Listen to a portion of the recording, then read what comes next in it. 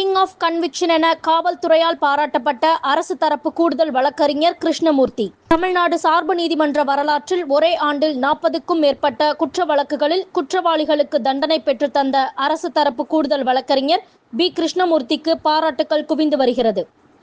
கோவை ஒருங்கிணைந்த நீதிமன்ற வளாகத்தில் செயல்பட்டு வரும் சார்பு நீதிமன்றங்களில் அரசு தரப்பு கூடுதல் வழக்கறிஞராக பி. கிருஷ்ணமூர்த்தி நியமிக்கப்பட்டு பணியாற்றி வருகின்றார். இந்த நிலையில் 35 ஆண்டுகளுக்கு முன் அதிமுக ஆட்சி காலத்தில் பழைய பேருந்துகள் ஸ்கிராப்புக்கு ஏலம் விட்டதில் நடந்த மெகா மோசடி ஊழல் வழக்கில் குற்றவாளிக்கு 383 ஆண்டுகள் சிறை தண்டனை மற்றும் 3,32,00,000 அபராதம் விதிப்பு உட்பட 40க்கும் மேற்பட்ட வழக்குகளில் அரசு தரப்பு வழக்கறிஞராக திறம்பட வாதாடிய வழக்கறிஞர் பி. கிருஷ்ணமூர்த்தி குற்றவாளிகளுக்கு தண்டனை பெற்றுத்தந்து பலரது கவனத்தை ஈர்த்துள்ளார்.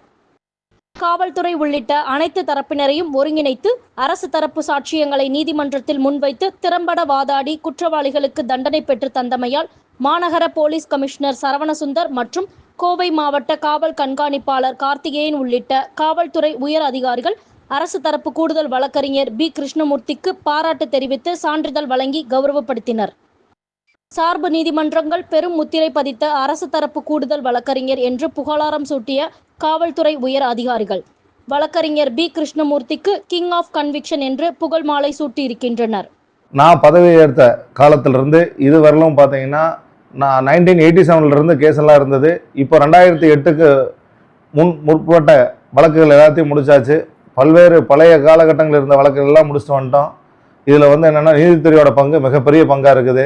அதில் காவல்துறையோட ஒத்துழைப்பும் எங்களுக்கு மிக சிறந்த முறையில் இருக்குது. இதனால் என்னென்னா இதுக்கு முன்னால் இருந்த கமிஷனரும் இப்போ இருக்கிற கமிஷனர் மற்றும் இப்போ இருக்கிற எஸ்பி சார் இவங்கள்டெல்லாம் பல்வேறு நான் பாராட்டு சான்றிதழ் பெற்றிருக்கிறோம். நாங்கள் இந்த மாதிரி வழக்குகள்லாம் முடிச்சதை பொறுத்து அதனால் இனி வரும் காலகட்டத்திலையும் இந்த மாதிரி இருக்கிற கேஸெல்லாம் நாங்கள் ஒத்துழைப்போடு இன்னும் முடிப்போங்கிறத நாங்கள் சொல்லிக்கிறோம். முக்கியமான பங்கு நீதித்துறையோட பங்கு. அதில் அரசு வழக்கறிஞர்கள் மற்றும் காவல்துறையினரோட ஒத்துழைப்பு முழுமையாக இருந்தால் மட்டும்தான் இது சாத்தியம்.